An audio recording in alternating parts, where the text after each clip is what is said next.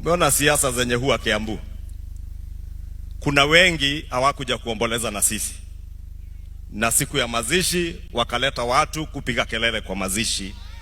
Something that was very bad.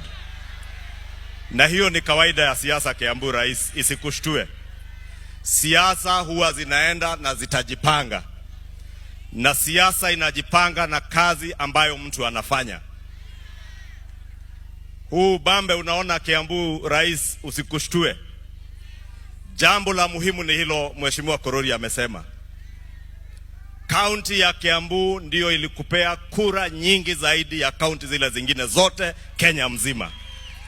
Your Excellency, I want to assure you, even in 2027, Kiambu County will be the majority county in the Republic of Kenya kwa kura za wewe kama rais wetu wa 2 term.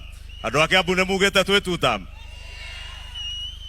Nimekuwa nikisikiza Mheshimiwa Rais, na unajua umekuwa mwalimu wetu wa siasa.